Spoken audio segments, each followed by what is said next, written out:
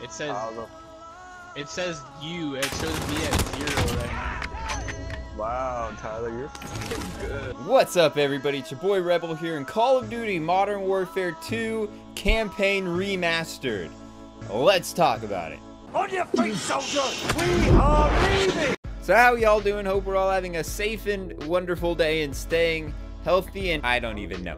So, Call of Duty Modern Warfare 2 Campaign Remastered came out yesterday, March 31st, as a PlayStation 4 exclusive for 1 month.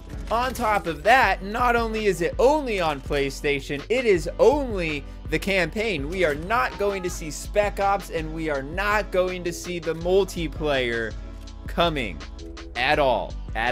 And lastly, 60 new maps, almost all of the maps, I'm guessing all of the maps from Call of Duty Modern Warfare 2 will be coming to Call of Duty Modern Warfare 2019, Call of Duty Warzone, Modern Warfare, Call of Duty Modern Warfare Warzone 2019. So starting off at the beginning, PlayStation 4 exclusive came out yesterday only in the PlayStation Store. It's in the Modern Warfare store for 20 bucks, and it comes with 2 weapons and a character skin for Ghost and some other random nonsense. Who cares? It's 20 bucks. I mean, maybe that bundle would cost 20 bucks by itself, but it would cost that in COD points. Here, even if you have the COD points, you have to buy it with US dollars or whatever your currency is. But mine said USD, not COD points, is the point of actual currency, not fake digital currency made by the game developer.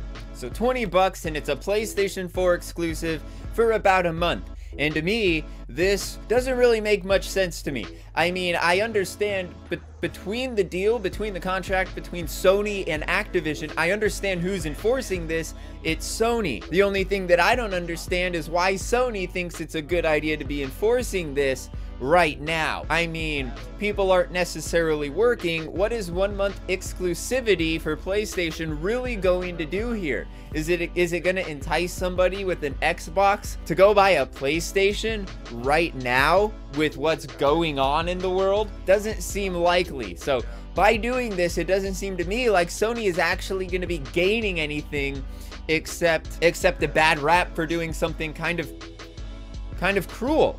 I mean, Activision clearly isn't the one enforcing this, because if they could release it on Xbox as well while everybody is stuck inside, then they'd probably make a bunch more money. But being that it's a PlayStation exclusive, who with an Xbox is going to go out and buy a PlayStation to buy this when they have backwards compatibility on the Xbox? So if they have Modern Warfare 2, or they could go buy it used and play the campaign there, they don't have to go spend $400 for a PlayStation, because no one is going to be doing that right now. Doesn't make any sense at all. Because yeah, trust me, Activision would love to be selling this right now.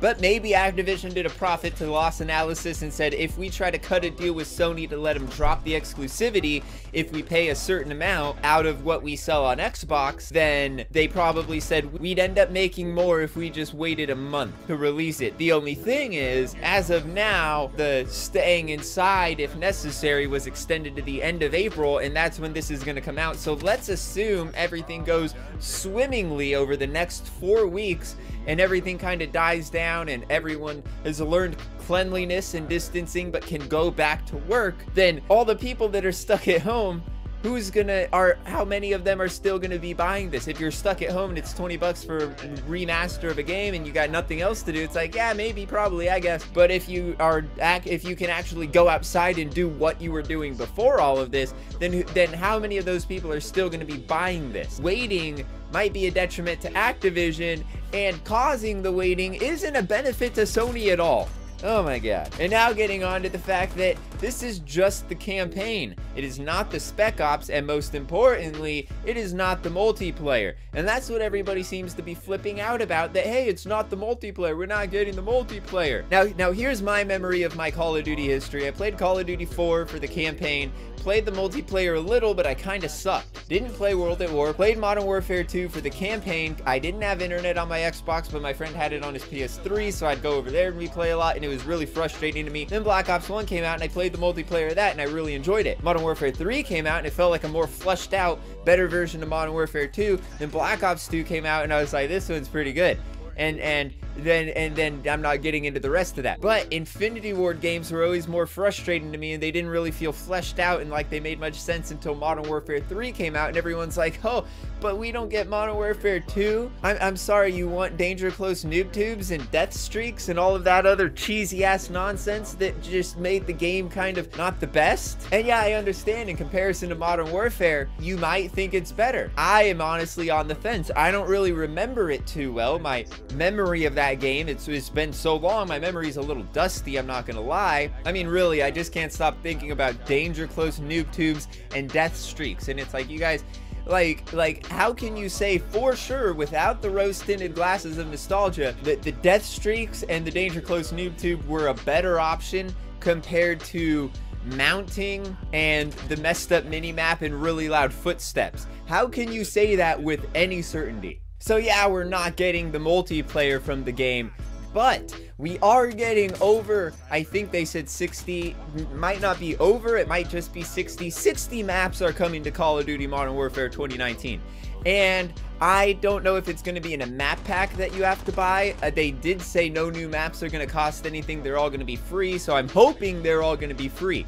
If that's the case, I think I'm going to bite the bullet here and say if I get to save money and don't have to buy the multiplayer, for Call of Duty Modern Warfare 2 Remastered, and everything just comes free into Modern Warfare. On top of that, I get to use the Damascus camo that I grueling and painstakingly went through to unlock.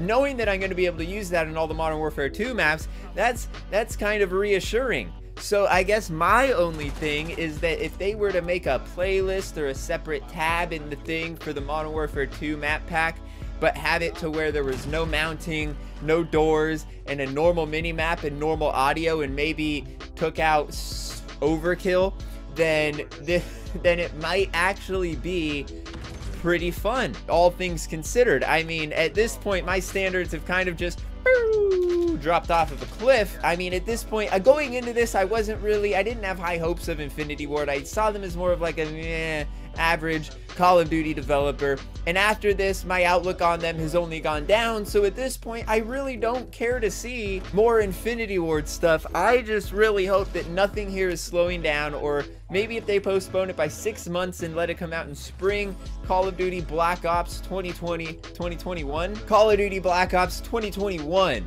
let's call it, and have it come out about this time next year, on top of getting all of the Modern Warfare 2 maps added into Modern Warfare, increasing the longevity of that, which I guess is better than nothing. We could get the multiplayer, but if they didn't remake the Call of Duty multiplayer to get rid of Danger Close noob tubes, one-man army commando, death streaks, all of that, then I'm not entirely sure it would be that much better than Modern Warfare 2019. I understand I'm not a huge fan of this game, but as I recall, I was not a huge fan of Modern Warfare 2 either. I just enjoyed it because I would always go to my friend's house after high school and be playing it, and that was pretty fun.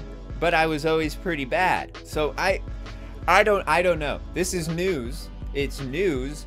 It's not good news, but it isn't necessarily bad news either. I mean, we're getting over 60 maps added to a game that's kind of got a bad meta, as opposed to having to pay for the multiplayer of a game that had a bad meta. I mean, it's kind of a catch-22 here if you ask me. I'm not even entirely sure if I was a huge fan of all the maps in Modern Warfare 2, but 60 maps will definitely be able to increase the longevity.